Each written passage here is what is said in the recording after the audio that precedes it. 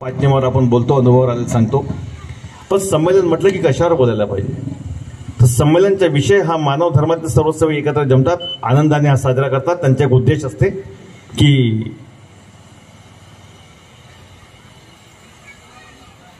आम्ही सर्व सेवक मानव जागृती करता काहीतरी मार्गदर्शन करावं. आता मानव जागृतीचा खरा उद्देश काय होता की संमेलनाचा एक उद्देश असते जे त्यांनी प्रास्ताविकमध्ये सांगितलं. प्रास्ताविक हा कार्यक्रमाच्या वास्तविक चित्रण असते. वास्तविक चित्रण असं असते. प्रस्तावना म्हणजे काय, महानत्यागी बाबा जमदेवजी खेडोपाड्यात जायचे, गावागावात जायचे, मानव धर्माचा प्रचार आणि प्रसार करायचे आणि त्यांच्या प्रचार आणि प्रसाराच्या माध्यमातून या मानव धर्माची कृपा कशी आहे, भगवत कृपा कशा प्रकारे साथ देते याचा प्रचार आणि प्रसार केला. जे दुःखी आहेत, कष्टी आहेत, व्यसनी आहेत, रोगी आहेत, दरिद्री आहेत अशा लोकांना या परमेश्वरी कृपाच्या सानिध्यामध्ये आणून त्या सर्वांना मात्र सुखी आणि समाधानी केलं. मी झालो आपण पण व्हावा हा त्यांचा उद्देश होता. हे सांगण्याकरता आणि बाबांनी मात्र गावोगावात दौरे घेतले. तसाच हा एक दौरा कार्यक्रम आहे. आपण घेतो त्याला स्नेह संमेलन नाव देतो. आपण स्नेह म्हणजे आनंदाने हा कार्यक्रम आपण उपस्थित करतो. आपण कशाची तमा न बाळगता आपण आपले पैसे वगैरे खर्च करतो. पण लोक कधी कधी असं म्हणतात नाही, सत्य आहे की जी विकताची वस्तू आहे त्याला किंमत असते आणि जी फुकटामध्ये मिळते त्याला मात्र किंमत नसते. स्टेज किती सुंदर आहे, स्टेज किती सुंदर आहे, व्यवस्था खूप छान आहे, सजावट खूप सुंदर केली. रेल्वेमध्ये छान छान डीजेवरती गाणे लागले, मग सर्वांनी भाग घेतला. छान छान आम्ही वेशभूषा केली. कार्यक्रम सुरू करायचे आहेत, आम्ही छान छान डान्स घेतला, सांस्कृतिक त्याला कार्यक्रम नाव दिलं. तेव्हा लोक उभे झाले, कोणी मोबाईल घेऊन उभे झाले, आजूबाजूचे लोक आले, त्यांनी पाहायला बसले. कारण की सर्व विकताचे होतं. फुकटाची जी वस्तूची कृपा आहे त्याला किंमत मिळत नाही. बस तसंच मार्गदर्शन मात्र फुकटामध्ये मिळते म्हणून लोक जातात. जमत नाही, जमले तरी ऐकत नाही. ही फुकट्याच्या वस्तूची किंमत आम्हा लोकांना कळत नाही. पण कधी मात्र सुंदर विचार करावं.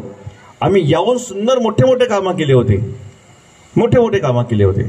आम्ही जप केले, तप केले, नवस केले, पूजा पाठ केल्या, सुंदर कांड केले, सर्व काही केलं. आम्हा पैसा खर्च केला आणि पैशाने विकत आम्ही डॉक्टरची सुविधा घेतली, औषधा घेतल्या, सर्व काही केला. कुठं दान धर्म केलं, कोंबडे बकरे कापले आणि हे दुःख दूर करता आम्ही जे काही उपाय केला, आमच्या मागे दुःख दूर करता दुःख दूर झाले नाही, पण दरिद्री निर्माण झाली. कारण आम्ही पैशाने मात्र दिवसेंदिवस क्षीण होत गेलो. पैसा खर्च करून जे आम्हाला काही मिळालं नाही तेव्हा आम्ही सर्व एका परमात्म्याच्या मार्गामध्ये आलो आणि या मार्गाची कृपा भगवंता मी तुझ्या चरणी मेलो.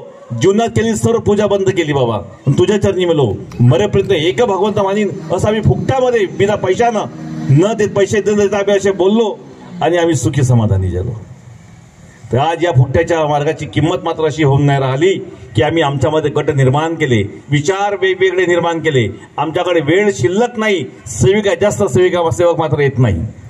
या मार्गाची आवश्यकता काय आहे, या मार्गाने समाजाला काय दिलं, महानत्यागी बाबा जमदेवजींचे विशेष महत्व काय होते असा जर मानतो म्हटलं.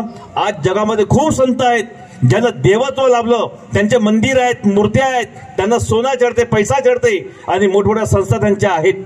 महानत्यागी बाबा जमदेवजी नावाची संस्था मात्र महानत्यागी बाबा जमदेवजी नावाचा पुतळा नाही आहे, विचार आहे.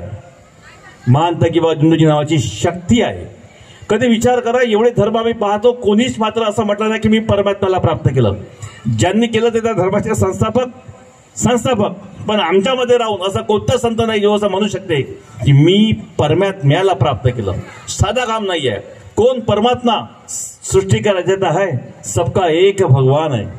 साधा नाही आहे, वो सबका एक भगवान है. कोणी म्हणावं की मी अल्लाह तालाला प्राप्त केलं, कोणी म्हणावं की मी गॉडला प्राप्त केलं, नाही का. पण आमचा मार्ग म्हणतो की मी परमेश्वराला प्राप्त केलं.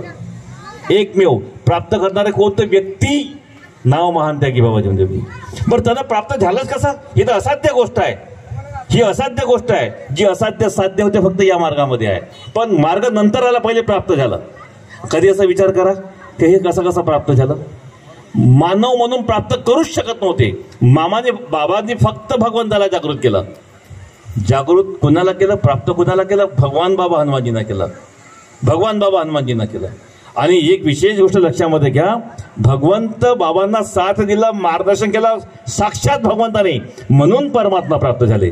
ना तर एवढं सोपं काम नव्हतं कोणत्याच मानवाने बाबांना परमात्मा प्राप्तीची विधी दिली नाही, म्हणून कोणी व्यक्ती बाबांचा गुरु नाही. खूप मोठी गोष्ट आहे. जर परमात्मा प्राप्त झाला नसता तर बाबांनी ज्यांनी हनुमानजींचा मंत्र दिला त्याचं नाव ज्यांनी दिलं त्याचं नाव पुढे आणलं असतं. पण मात्र त्या शक्तीशिवाय, ज्या शक्तीमुळे दुःख दूर होत नव्हती, ऐसे संसार में कौन सी शक्ति है जिस मंत्र से हनुमान जी भगवान आपको प्राप्त किया, उस मंत्र से इस बाई के दुख दूर नहीं हो रहे, कल्पना रूपी शक्ति का नाश नहीं हो रहा है. तेव्हा एवढा मोठा प्रश्न आला होता कि संसार में ऐसी कौन सी शक्ति है, उसका हमें परिचय दे. संसार के सब भगवान की पूजा बंद कर दूंगा. आणि सर्व देवांची मात्र पूजा बंद झाली. सर्व देवांची पूजा बंद झाली. आणि तेव्हा स्वयं बाबा स्वतःला विचारतात, कैसी वो बात होगी. बाबा के मुख से बात निकलती है और बाबा के कान सुनते हैं.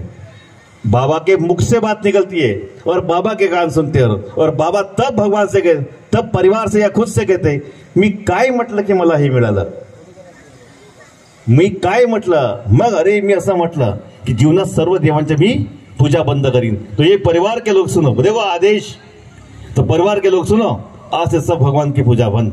फिर आदेश. कसा प्रश्न, कसा उत्तर, कौन बोलता. कभी ऐसा भी सोचो कि हमारे महान त्यागी बाबा झुंझुनू जी की कृपा के बारे में सोचो, वो उन व्यक्ति के बारे में सोचो, वो कैसी बातें करते थे. बाबा स्वयं को बाबा कहते थे. बाबा मी तुमच्या सोबत आहे असं कधी म्हटलं नाही. मी जुमदेवजी असं कधी म्हटलं नाही म्हटलं. तो बाबा आपके साथ है. तो कोई सेवक खड़ा होकर के बाबा को कैसे बुलाना किए है, बाबा को कैसे बुलाना किए है. कभी यांच्याबद्दल तुम्ही थोडासा विचार करा. हा विचार करण्याचा प्रश्न आहे. जेव्हा तुम्ही विचार करत नाही म्हणून तुमच्यामध्ये आचार तसे बनत नाही. आता आचार बनत नाही म्हणून आचरण नाही, आचरण नाही म्हणून तुमचे जीवन बनत नाही. बाबांनी काय केलं, मुखातून शब्द निघाले, कानाने ऐकले, त्याच्यावर विचार केला आणि जे विचार केला त्याला आचार बनवला. तसं आचरण निर्माण केलं बाबांना आणि आचरण निर्माण केलं म्हणून बाबांचं जीवन बनलं. आणि तेव्हा बाबाला वाटलं की माझ्या जीवन बनलं, या समाज जो दुखी आहे यांचं जीवन बनावं, म्हणून बाबांनी मानव धर्माची स्थापना केली. आता तुम्हाला म्हटलं की ध्यान एक परमेश्वर माना. कसे मानाल तुम्ही ध्याने. साधा सेवक फोटो नावाची वस्तूच नाही, मग ध्येय जागृत होईल कसा, हाही प्रश्न आहे. कोणी म्हणतात मूर्तीपूजा मार्गात नाही, मग फोटोची पूजा का बरं करता. खूप मोठा प्रश्न आहे. कसं बनेल. एका दिव्याकडे पाहायची विनंती म्हणायची नहीं. सगुण साकार और निर्गुण निराकार को मानना है तो कैसा. सगुण साकार वेगळा म्हणते, निर्गुण निराकार वेगळा म्हणते. बाबा म्हणतात की ये मर्ग शक्ति निर्गुण निराकार है नहीं. और विनंती में प्रार्थना में बता दिए बाबा ने भगवत गुणांचे 3 शब्द दिले हैं. अरे निर्गुण निराकार है और उनके गुणों के 3 शब्द दिए हैं, गुण भी बता दिए, इसलिए सगुण साकार है. खूप मोठा प्रश्न आहे आमच्या मार्गाचा या देवी शक्तीचा. तर कधी देवाविषयी प्रश्न निर्माण करा साहेब. त्याच्याकरता काय असाध्य आहे काय साध्य आहे. असाध्य काहीच नाही, सर्व साध्य है, क्योंकि वो सृष्टि का निर्माता है, साधारण वस्तु नहीं है. और वो बाबा ने प्राप्त किए, वो बाबा के शब्द पर खड़ी है. उनको मानना है, उसको मानना है. कभी हम जब भी बोले, एक भाव ने हमें उम्र बता दिया, इस मार्ग की उम्र 74 साल बता दी है. तो मैं कभी कभी सोचता हूँ कि धर्म की कोई उम्र नहीं है. धर्म की सही उम्र क्या है नहीं मालूम, जब से सृष्टि पैदा हुई है. तो सृष्टि के बारे में अगर कहा जाए, जब से धर्म आया है उसे हम क्षत्रिय, हिंदू, इस्लाम नहीं, जो पहले से है उसे सनातन कहते हैं. अगर ये सनातन धर्म है तो फिर हम नई पीढ़ी क्यों कहते हैं. हमारे लिए उस धर्म के नियम नहीं बदले, न वेद बदले, न शास्त्र बदले, न पुराण बदले, नहीं बदले. तो हम हमारे धर्म को उम्र न दे. राहुल भाऊ सही बात है कि हम हमारे धर्म को उम्र न दे. ये अनंत काल के लिए चलने वाला है. न यहाँ से विनंती बदलेगी, न प्रार्थना बदलेगी, न तत्व बदलेंगे, न शब्द बदलेंगे, न नियम बदलेंगे. अगर हम उसका अच्छे से पालन करते हैं, कृपा वैसी है जो हमें मिलती रहेगी. दुख कौन सा भी हो दूर होते रहेगा. बस हमें नहीं बदलना है. हम ऐसा क्यों सोचते की पिढी नवीन आलेली आहे. मी मगाशी प्रश्न केला स्वतःला. मी माझ्या पत्नीशी 2 दिवसा अगोदर काही विषय बोलले. 2 दिवसा अगोदर. आता ते इथं मांडण्यासारखे विषय नाही आहेत, पण माझ्या पत्नी 2 सुट्टीवर आहे, घरी होतो, काही विषयावर चर्चा केली. योगिता बघणारे म्हटलं, मार्ग जुना आहे किंवा नियम जुने आहेत, पिढी नवीन आलेली आहे. पहिलेच्या काळामध्ये मासिक पाळीविषयी कोणती बाई 5 दिवस पाळत होती, हात बोट लावत नव्हती, एक दरी किंवा पोत्यावर झोपायची अल्लग सल्लग. आताच्या पिढीमध्ये पाहा ना म्हटलं, वापरलं ना आजच कामाला लागले म्हटलं. काय पाळतच नाही, पाळत नाही का बरं? कारण की म्हटलं अगोदरचे विचार देवाचे होते. कसे होते? देवा धर्माचे विचार होते. आताचे विचार शास्त्रीय आहेत. नाही, ही सामान्य प्रक्रिया आहे, प्रत्येक बाईमध्ये घडते. तुम्ही गाईमध्ये बघा, बकरीमध्ये बघा, कुत्रीमध्ये बघा, नाही का, जी जननी आहे हे सर्व अशा गोष्टी पिक्चर निघून राहिला आणि ह्या गोष्टी शास्त्रीय होऊन राहिल्या. म्हणून लोकांनी शास्त्राला म्हटलं आणि देवाचे विचार सोडून दिले आणि अशा प्रकारे मात्र धर्म लोप होऊन राहिला. मी एक उदाहरण दिलं मगाशी आमच्या हटवारकींना. अगोदरच्या काळामध्ये असं होतं साहेब, म्हटलं हे बाया गहू तांदूळ असे पाघडायचे, त्यातून कोंडा निघायचा. कोंडा तर ते घरची आजी जेव्हा पाकडायची, लहान पोरं खेळता खेळता समोर यायचे, ए पोरगी राहिली तर ए पोरगी उठ तिथून, ते पाकडते समोर उभी नको राहू, बसू नको, ना तर नवरा पर्रा भेटल. समजा पोरगा आला, ए तुला बायको पर्री भेटल. सापा ऐकून घ्या, तुम्हाला मजाक वाटते. आता होऊ शकते आमची झाडपी भाषा, आम्ही भंडारा जिल्ह्याच्या आहोत. अगोदर बाजेला चुना लावत नव्हते. चुना हे चुनाने लावायचं काहून? बाजेवर साप चढते. चुन्याच्या सापाचा का संबंध आहे? पण असे अगोदर म्हणायचे आणि म्हणून लोक चुना लावत नव्हते बाजेला. पण त्या काळामध्ये बाज ही बसण्याची व्यवस्था होती. ए पाहुणे आले, चल खाट टाक. आता समजा पाहुणे बसतील बाजेवर, तर चुना लागला असेल तर पाहुण्याच्या कपडे कसे होतील? समजा इवाईच बसला, धुतऱ्याला चुना लागला तर तुम्ही काय म्हणाल? कुठे चुना लावलं म्हणाल? पण ते मानाची वस्तू होती, ती खराब होऊ नये. आता शास्त्र असं सांगते, शास्त्र आपण जेव्हा गहू तांदूळ पाकडतो त्यामुळे तुझे धूळ निघते, त्याला तुम्ही कोंडा म्हणता, कुकूस म्हणता. ते नाका तोंडात जाते, डोळ्यात जाते, त्याच्यावर तुम्हाला मग एलर्जीचे त्रास होतात. बरं, ते एकदम बारीक कण असतात. हे आता शास्त्राने सिद्ध केले. तर लोकांनी हे विचार म्हटलं की एलर्जी होते म्हणून ते विचार सुटले. आता तसेच पाणीबद्दल झाले, नाही का? ते नाही, स्वाभाविक क्रिया आहे प्रॅक्टिकली. पण म्हणून आजच्या काळामध्ये बायांमध्ये पण 60% प्रमाण जो आहे रोगाचा, हा मासिक पाळीचे विकार निर्माण झालेले आहेत. जम्स हे म्हणतात संपर्कामध्ये जास्त राहणे, त्यामुळे तुम्हाला त्या अवस्थेमध्ये तुम्ही जे राहायला पाहिजे लिप्त अशा गोष्टी, म्हणजे हे तुम्ही जेव्हा सगळे पाहाल तुम्ही, तर जुना जो आहे तो खूप फायद्याचा आहे. जो जुना आहे तोच सोना आहे. आज पहा, कोरोनाच्या काळामध्ये पायावर अगोदर पाणी घ्या, गुरल्या करा, मग आतमध्ये या. आणि कोरोनाच्या काळाला तेव्हा हे पहिले हातपाय धू, सॅनिटाईज करून टाक, तोंडाले मास्क बांध. आता आलं का नाही? जे जुनं आहे ते सोनं आहे.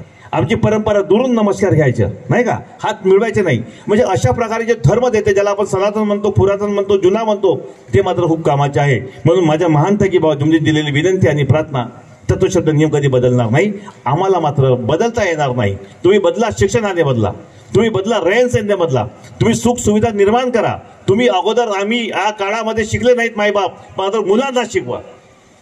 हा चेंजेस व्हायला पाहिजे. आमचे विचार ब्रॉड व्हायला पाहिजे. आमच्यामध्ये भेद निर्माण नाही व्हायला पाहिजे. आम्ही संस्थांचे बिगारी नाही बनलो पाहिजे. आम्ही कोणा संस्थांचे वैचारिक गुलाम नाही बनलो पाहिजे. आम्ही एका परमात्म्याचे सेवक बनलो पाहिजे. महान थकी बाबा जुमदेव आम्हाला काय शिकवलं आम्ही ते समजलं पाहिजे. महान थकी बाबा जुमदेवजींची जी कृपा आहे, परमात्मा एक, ते दुसऱ्या कोणत्याही संतांची ऐकत नाही. हे बाबा हनुमानजी आणि परमात्मा एक. कोणत्याच दुसऱ्या संतांचे कोणत्या मंदिरावर तुम्हाला ही तत्वशब्द नियम आणि विनंती प्रार्थना भेटणार नाही. हा मार्ग तुम्हाला भेटणार नाही. फक्त मार्गाच्या सेवा म्हणून तुम्हाला मार्ग मिळेल. ह्या सत्याला तुम्ही स्वीकार करा. आणि म्हणून जर तो सेवक मंडळाचा असो की टिमकीचा असो, तो तिथून इथं आला आणि इथून तिथं गेला, तरी पण तीच विनंती, तीच प्रार्थना, तोच भगवंत तुमच्यावर कृपा करते. आम्ही जरी टिमकीमधून फोटो आणली असतील, त्याच्या घरी त्यागाचे कार्य घडतात, त्यागाचं हवन घडते, हवनं घडतात. तुम्ही विचार करा, त्यागाच्या कार्यामध्ये जरी मी माझ्या जुनी फोटो मंडळाची आहे, माझा सेवक क्रमांक 7985 आहे, मी आज टिमकीशी जोडलो, माझ्या सेवक घडतात. जर माझा भगवंत बदलला असता, आम्ही आज कोणत्या देवाला नमस्कार घेऊ शकत नाही. आता शिवरात्री झाली, टीका लावला, खारीक पैसे टाकले की आमच्यावर दुःख येतात. हे सत्य आहे. आज जर मी परमात्मा एकचा सेवक जुना होतो, आज मी टिमकीशी जुडलो, ह्या टिमकीमधली फोटो देऊन राहिलो, हा जर गुन्हा असता, भगवंत दुसरा असता, बाबाच्या नियमाच्या विरोधामध्ये असता, अनेक वादामध्ये मी मोडलो गेलो असतो, मी स्वतः दुःखी झालो असतो, तो पण दुःखी झाला असता. पण तो सेवक मात्र सुखी होते. त्याचे त्याग साधतात, त्याच्यातलं हवन साधते. सर्वात मोठी परीक्षा सेवकाच्या त्याग साधला गायची कोणी देत असेल तर 9 मासिक हवन देतात. कोई माने या न माने, हे अनुभव आहेत. जर त्याग बिघडला असेल तर तो साधे 2 हवनं बरोबर घडवू शकत नाही. त्याची व्यवस्थित त्याची जी परिस्थिती आहे डामाडोल, त्याची शारीरिक प्रकृती खालावेल, ती बी झाली असेल तर समजा की यानं ब्रह्मचर्याचं पालन केलं नाही. आर्थिक परिस्थिती बिघडली, समजा की यानं गुणधनामध्ये चूक केली, याने आपली चूक लपवली, त्यागातलं बंधन ह्या तोडलं, मात्र सांगितलं कार्यकर्त्याला, याचा त्याग साधला नाही. तर ह्या अवस्था बनतात. तर समजा हो, या फोटो आल्यानंतर दुःख आले असते. आम्ही आमचा त्याग झाला, आमच्या इथं फोटो आली, न भवन कार्य घडले, आज एवढे वर्ष झाले आणि सुखी समाधानी आहोत. आज संस्था आमची वेगळी निघाली, 2004 मध्ये भावनं बनवलं आणि आज एवढे संमेलन, एवढे लोक, एवढे आज ही महिमा वाढून आली. तर तो परमात्मा आमच्याशी भेद करून नाही राहिला, परमात्मा भेद करून नाही राहिला. हे नवीन नवीन कालचे गोलेसारखे आमच्यासारखे लोक आले, हे मात्र आता भेद करून राहिले. आम्ही यांच्या विचारांच्या आरी जाऊन राहिलो. ही आमची मोठी चूक होऊन राहिली की आम्ही परमात्म्याशी गदा करून राहिलो. परमात्म्याशी जो निर्गुण आहे, निराकार आहे, पण तो सगुण आहे, साकार साथ देऊन राहिला. पण हे आजचे पहा, जे फक्त इमारतीला मानतात, इमारतीला मानतात. आमच्या भवन, आमचा आश्रम, आमचा निवासस्थान, आमची कुटी मानव की बनाई हुई कला को मानते हैं शायद, लेकिन हम उस जगह को मानते हैं, उस जगह को जिसे, जैसे भगवान हमारे बारे में एक बात है की आम्ही जन्म कुठून ठेवा, जन्म केव्हा घ्यावा, कुठून घ्यावा किंवा कुणाच्या कुठून जन्म घ्यावा हे आमच्या हातचे निवडलेले नसते, ठरलं नसते. आम्ही जन्म कुठं घ्यावा हेही आमच्या हातचे ठरलेलं नसते. मी मरावं कुठे हे माझ्या हातचे ठरलं असू शकते, ते तर अनपेक्षित आहे, कधी येईल. पण मी म्हटलं का इथंच जगीन, इथंच मरीन, मी हा गाव सोडणार नाही, तर गावातच होती येईल, नाही का, हे मान्य आहे. पण मात्र मी जन्म कुठं घेत हे मी सांगू शकत नाही. तर जे आम्ही जिथे जन्म घेतला आमच्या परमात्म्याने, अर्थात जन्म म्हणण्यापेक्षा जिथं प्रकट झाले, प्रकट स्थान म्हणजे जन्मस्थान, तर जिथं प्रकट झाले तो स्थान म्हणजे टिमकी आहे, तो परमात्म्याने निवडलेला आहे. ज्यांच्या माध्यमातून झाले ती व्यक्ती म्हणजे महान त्यागी बाजूंजी आहेत, तेही परमात्म्याने निवडले आहेत. म्हणून आम्हाला त्यांच्यावरती भेद करता येत नाही आणि करू नये. केल्यास आम्ही परमात्म्याची बेईमानी करून राहिलो, त्याच्या आदेश, त्याच्या मर्जीच्या खिलाफ जाऊन राहिलो. तो जो सृष्टीच्या रचयिता आहे त्या रचनेच्या विरोधामध्ये आम्ही बोलून राहिलो, हे मात्र आम्हा मानव सेवकांनी समजून घेणे आवश्यक आहे. सेवक बनवांनो, या मार्गाचे फायदे कोणते? कधी जर आम्ही असा विचार करतो, म्हटलं या मार्गाचे फायदे कोणते? मधातला तुम्ही काळ आठवा साहेब, तुमच्या मातापिताच फक्त पूजा करायची, घरची सेवकीन घरी फक्त दिवा लावायची किंवा बाईच पूजा करायची.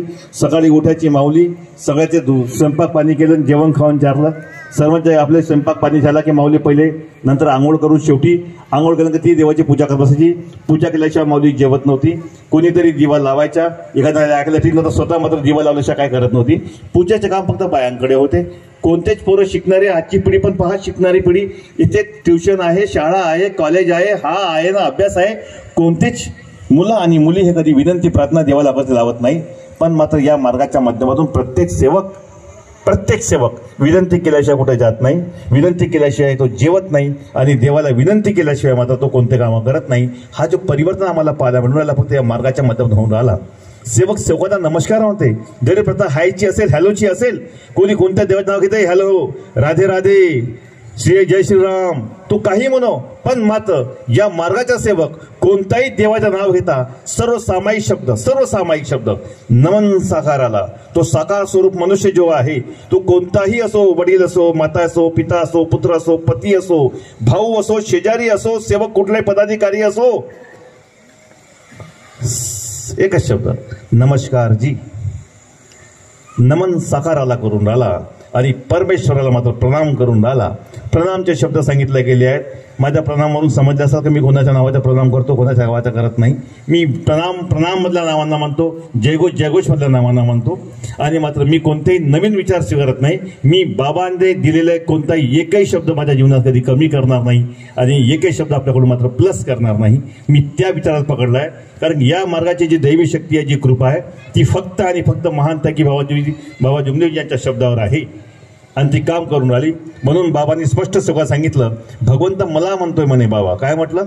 भगवंत मला म्हणतोय, मी तुझ्यावर विश्वास केला आणि तुझे सेवक पहा कसे मनमानी करून राहिले.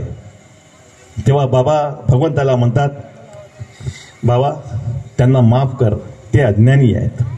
एवढी मोठी रिस्क आमची महान त्यागी बाबा जुमदेवजीने घेतला आहे. म्हणून गुरु ज्ञानी, गुरु बावला, गुरु देव समान होई, म्हणून ते आम्हाला देवासारखे आहेत. कारण की आमचे सर्व पाप त्यांनी हरण केलं. पण मात्र सेवक बनवांनो, आम्ही बाबाला जिथे जी दुःख दिलं, म्हणून बाबांनी अंतसमयामध्ये एक शब्द बोलले होते, तो विचार करण्यासारखा आहे असं मला वाटते. गरीबदास कुंभारेसारखे व्यक्ती जेव्हा बाबांना भेटायला दवाखान्यामध्ये गेले, बाबा बोलले, गरीबदास, मी सेवकांवर विश्वास केला म्हणे आणि सर्व सेवकांनी मला फसवलं.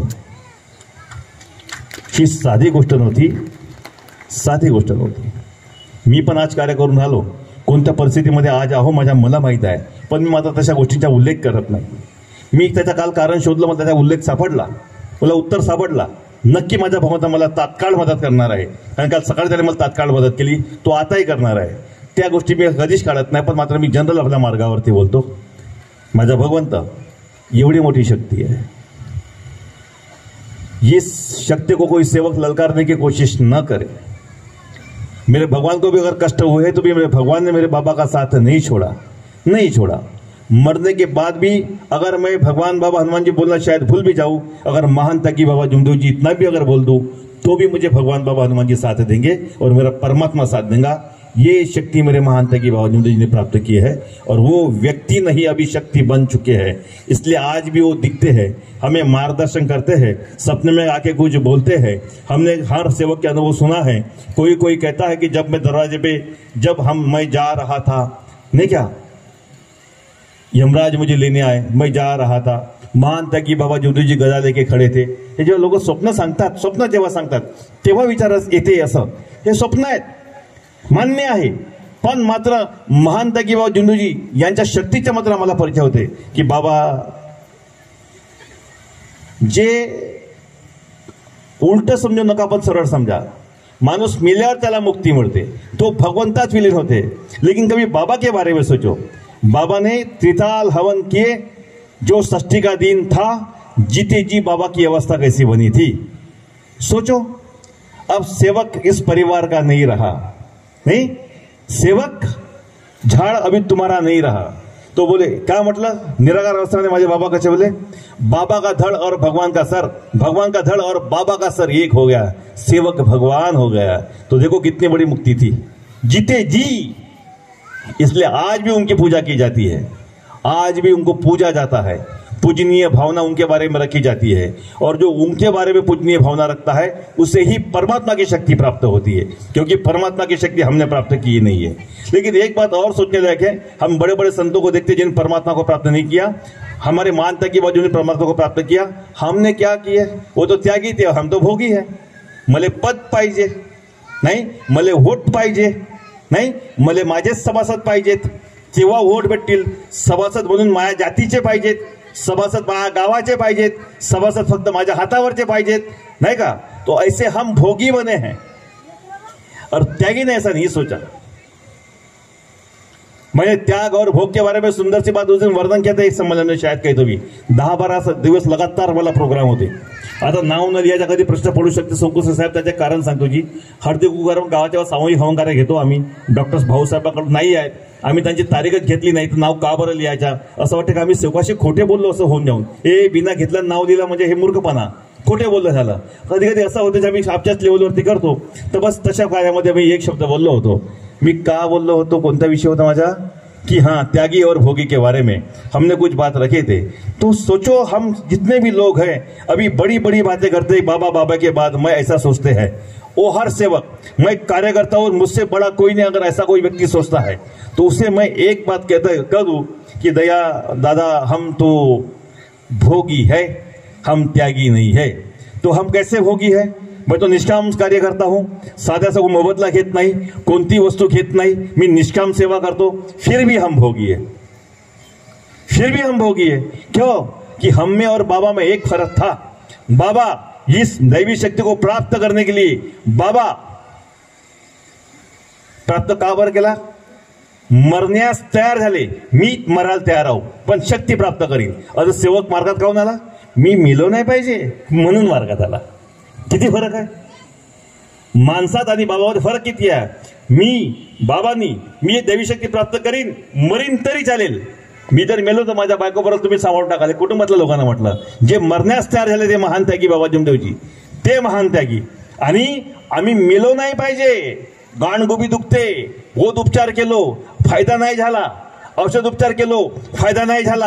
आता डॉक्टरला म्हणलं का तुझ्या असं जगशील नाही, शेवटचे दिवस तुझे उरले आहेत, आता का करू, आजवरी येवायला तयार नव्हतो, मरून घेतो मार्गात येईन असा मी म्हणणारा माणूस, आता पर्यायच नाही आहे आणि मला म्हणून मार्गामध्ये आलो. किती सुंदर विषय. आम्ही मेलो नाही पाहिजे म्हणून मार्गामध्ये आला, म्हणून आम्ही भोगी आहोत. पण आम्ही भोगी माणसं आज त्यागीच्या वरच्या गोष्टी करून राहिला. आमची जबान एवढी लंबी झाली की आज आम्ही डॉक्टर साहेब म्हणजे बाबांचे चिरंजीव, डॉक्टर साहेब डॉक्टर साहेब डॉक्टर मनोभाऊ ठोबरीकर सेवकांकरता आदर्श आहे. एक सामान्य परिवार, गरीब कुटुंब, आम्ही शिकले नाही आहोत, पण आम्ही जर दैवी शक्ती आमच्या जवळ आहे, तत्वश्री आम्ही जे पालन करून राहिला, असे सुंदर विचार संस्कार मुलामध्ये निर्माण करून राहिला, तर गरीबाच्या लेकरू अनपड म्हणजे कमी माफ करा, मला क्षमा करा, मला माफ करा बाबांजी, मी हा शब्द वापरलो, ही उपमा मी नाही द्यायला पाहिजे, अज्ञान समजून मला माफ करायची मी आपल्यास विनंती करतो. बाबांजी महांत की वाजूनजी बाबा ज्यांनी शिक्षण कुर्त्याच्या समोर केला म्हणजे पदर पसरला, सगळ्यांना म्हटलं जर जे जे आहेत जे जेवू शकता तुम्ही टाका, तुम्ही द्या, माझा भगवंत तुम्हाला कमी पडू देणार नाही. मध्ये लोकांनी 1001 दिलं, तो 1001 आजच्या 10 लाखाच्या बरोबरीचा आहे. म्हणून कोणी म्हटलं की तुमचं काय देणं आहे तर तुमच्या भरपूर देणं. इमारत म्हणजे आमच्या जुन्या दिल त्यांच्या नावांती बनलेली इमारत आहे साहेब. म्हणून बाबांनी की हा भवन तुमचं आहे, हा भवन तुमचं आहे, इमारत बनून तयार झाली नाही. हे बाबांचे शब्द. बाबांना कधी पैशाचा मोह नव्हता, म्हणून बाबा असे म्हणायचे. आणि बाबांनी तो भवन निर्माणामध्ये भवनाचे उदाहरण महांत की बाबा जुंजू यांचे चिरंजीव डॉक्टर मनोभाऊ ठोबरे घटन केला. आणि आज विचार बाबाजी बाबांनी बाबा जुंजूजींनी मानव धर्माची स्थापना, धर्माच्या स्थापनेनंतर संख्या वाढली, साठी बाबांनी भवन म्हणजे परमात्मा एक सेवक मंडळ नावाचे मंडळ निर्माण केला. आणि म्हणून मंडळाचे सभासद जेव्हा बनवले गेले ते विचार करा, त्याला सभासद बनवला गेला. आपल्या परिवाराला बाप वडिलांनी मुलाला सभासद बनवलं. सभासदाचं जे फी आहे सभासदाचं जी फी आहे मुलांची ते कोणी भरली? महानता की वडिलांनी आपल्या मुलाची सभासद फी भरली, सभासद बनवलं. आणि आज त्या संस्थेचे अध्यक्ष डॉक्टर सभाच्या सभासद रद्द करता म्हणतात. करायची किती पुण्याचे विचार त्यांच्या मनामध्ये येऊन राहिले, विचार येऊन राहिले. काय म्हणेल त्या बाबांची आत्मा. कोणाच्या कार्यमंडळाला दिलं नाही बाबांनी, बाबांचे कार्यमंडळ चालले, तर हे कार्य बाबांचे होत का? तुम्ही बाबांच्या मर्जीच्या खिलाफ जाऊन राहा. मुलगा घरी बसलाय आणि विचार करतो, आमच्याशी बोलतोय, ते त्यांच्या हृदय अंतर्मन रडला. आम्हाला आता मीटिंग मध्ये होते, का ती गोष्ट मला आवडली नव्हती. जेव्हा असं बोललो तो इथं आले आणि म्हणतात माझ्या आईचं नाव त्या मौता झाली, डॉक्टर साहेबांना बोलवलं नाही. तेव्हा ते डॉक्टर साहेब म्हणतात माझ्या आईचं नाव त्या बालोध्यानला दिलंय म्हणे, शिवाई बालोध्यान बरोबर, पण आईच्या लेखने हे बाबांनी शिकवलं का? सांगा त्यांचं मन काय म्हटलं असेल. बाबांची मीटिंगमध्ये आमची मीटिंग झाली होती, नंतर बहुतेक 26 तारीख वगैरे त्याच महिन्यामध्ये. आणि त्याच मौदा आश्रममध्ये बाबांचे चित्र लावलेले फोटो मुलगा दाखवला गेलाय, त्या मुलाला येऊ देत नाही, हे बाबांनी शिकवलं का? सांगा त्यांचं मन. मी याच गोष्टी खूप रडलो होतो, म्हणजे माझ्या अंतर्मन मी घरी. मग मी आमच्या संस्थांच्या लोकांना बोललो की तुम्ही करता, तुम्ही बोकडे बोलत, मी एकटा बोलतो आणि मी चांगला बोललो होतो. आणि समजा मी त्यांना मिरची लागते, ते मला खूप सुंदर ऐकायला मिळालं की आता माझ्यावर कारवाई करायच्या मध्ये आहेत. मी रघुवती फंद्याला म्हटलं यार भाऊ त्यामध्ये बोलतो, जर तो माझ्यावर काही करेल ना म्हटलं कारवाई, तर पहिले माझीच माणसं मला हसतील जे म्हटलं मी असाही बोललो. भगवान जाणे. पण सेवक बांधवान ठोबरीकर परिवाराचा प्रश्न नाही आहे. सेवक बांधवांनो, आम्ही ज्या लोकांमुळे, ज्या परिवारामुळे, ज्यांनी बाबा आम्हाला त्याचा बाप माझ्या घरी ठेवतो असं म्हटलं नाही, मी माझे वडील ज्यांनी दिला आम्हाला, आम्ही त्यागी जाऊ शकते शुद्ध पिजा बोटी खोडे रसाळू मोठी नाही का. आणि म्हणून आम्ही अशा वेळेस कोणत्याही संघटने मात्र बाबांच्या विचाराला तळा जाऊ देऊ नका. उठून उभे व्हा, उग्र भूमिका बनवा. कारण की कोणताही प्राण बनलेला आहे, त्याची एक तुम्ही त्या अवधीमध्ये विचार मांडू शकता. तुम्ही यलगार, तुम्ही बंड पुकारू शकता. अरे 5-50 माणसं बंड पुकारून सरकार बदलवू शकते नाही का. आमची संख्या लाखो नाही, आम्ही एका घरात 5. आम्ही बोललो पाहिजे, हे येऊ नाही चालवे, आणि हे चांगलं नाही. त्याचे मन आणि आत्मा दुखवू नका. कोणी म्हणतात की आई वडील देवासारखे असतात, देवासारखे पहिले देव कोरे भाऊ बोलून गेले, तर आई वडील देवासारखे आमचे तर सारखे आहेत, पण ते तर त्यांचे चिरंजीव, ते बाबा होत, त्यांचे 10 जीव होत, आणि त्यांचा मन दुखवला जाऊन राहिला. हे मंडळ आणि निवासस्थान कार्यकर्ते सर्वांसमोर आहे. निवासस्थान पण तेच कार्यकर्ते विनंती पुस्तिका देते, प्रार्थनेचे पुस्तक देते आणि शब्द देते, कार्य करा, तुम्हाला फोटो देते, फोटो न्या आणि हवं सेवक आहात. आता प्रश्न असा आहे, जे पक्के सेवक सवाल, पण तुम्ही पक्के आहात का? अरे तुमचे विचार जर कच्चे पक्के नाही, सेवक पक्का म्हणजे असं होत नाही की माझा बनत नाही, मासाचा माणूस लोखंडाचा बनत नाही. पक्का सेवक कसा, जो साधा विचारांचा होता, कच्च्या विचारांचा, ते त्याग केलं, एवढे वर्षे मार्गामध्ये राहिला, नंतर त्याग केला, प्राप्ती केली, तो स्वतः हवन घडवते, तो इतरांना पण मार्गदर्शन देते, काय देते. पक्का सेवक आहे, त्याच्यात हे बिघडू शकत नाही. तर हे पक्क्या सेवकाला विनंती करतो की तुम्ही जागृत व्हा. जागृत शक्ती तुमच्या जवळ आहे, तुम्ही तिला काही लोक निंदा करतात. लक्षात असू दे भाऊ, जे लोक ते शर्मिंदा होतात, निंदा सहन करतात होतात, आपण बाशिंदे बनू. आम्ही निंदा सह नाही का, आम्ही धनाने नाही, आम्ही मनाने मोठे बनू. कारण आम्ही मूळ स्थानासोबत आहोत. मूळ स्थान आहे आमच्या. टीम म्हणजे संघटना, की म्हणजे चाबी आमची या परमेश्वरी कृपेची त्या ठिकाणी आहे.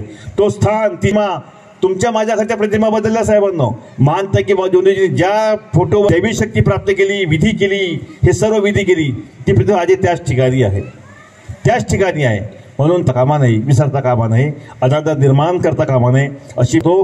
पण एक सुंदर विचार पुन्हा सांगतो. जरी हा मार्ग गेला आम्हाला अगोदर पिढी समोर होऊन राहिलो, आमच्यामध्ये व्यसंत बंद होऊन राहिले. शास्त्र समजावून सांगत आहे की तंबाखू खाल्ल्याने दारू पिल्याने ग्रस्ती मागे येते, म्हणून कोणते वाईट व्यसन करू नये. मार्ग सांगते दैवीशक्ती टिवायच्या तर तुम्ही याप्रमाणे करा. पण मात्र एक शब्दाचा आम्हाला थोडंसं कमतरता दिसून राहिला. पुढे खूप मोठा प्रश्न निर्माण होऊन त्यामध्ये आम्ही कुठं चुकून राहिलो. सत्य आम्हाला समजला, प्रेम नाही समजला आणि मर्यादा नाही समजली. कारण की हे भगवंताचे गुण समजले असते, दैवी गुण आहेत. एवढं लवकर सहजासहजी समजणार नाही. सत्य नाही आहे. प्रेमाने वागण्यासाठी आहे आणि पाडण्यापुरती मात्र मर्यादा नाही. मात्र प्रेम जर तुम्हाला समजायचे असेल सेवक बनवानो. पुन्हा घेतो. मला माझ्या एका बंधूंनी म्हटलं की भाऊ 2 मिनिटं एक्स्ट्रा घे, वारंवार बोल, एक काय कारभार सोडू नका. आजच्या काळामध्ये आम्ही शिकवला, शिक्षण हा आमचा पूर्ण व्हायला पाहिजे. शिक्षण आमच्या मुलांचा हा चांगला व्हायला पाहिजे. खरं का असं आहे की आम्ही सुसंस्कृत झाले, आमचे असे विचार असायला पाहिजेत. एक गोष्ट सांगतो जी, मर्यादा सगळेच पाळून राहिले, भगवंताचे पूजन करतात, दुसरा कोणत्याही देवाचे पूजन करत नाही, कोणताही वाईट व्यसन करत नाही, दारू नाही, सट्टा नाही, जीवा नाही, लढण मर्यादा आमचे सेवक बांधव पाळून राहिले. पण सेवक बांधवांना मला दिसून राहिली आमच्या मर्जीशिवाय दुसरी कोणती तरी सून आणतोय की कोणता तरी भलताच जवाई पाहून टाकतो. याच्या मागे खरा खूप मोठा प्रश्न आहे. मुलीला म्हटलं बेटा तू अशी काऊन केली, हा माझा पहिला प्रेम आहे म्हणून. त्या मुलीकरता गोष्ट समजावून सांगतो. माझी माऊली, मी जेव्हा याच्यामध्ये मुला आणि मुलींचा विचार केला जास्त दोषी कोण? मुलं नाही, मुलगी.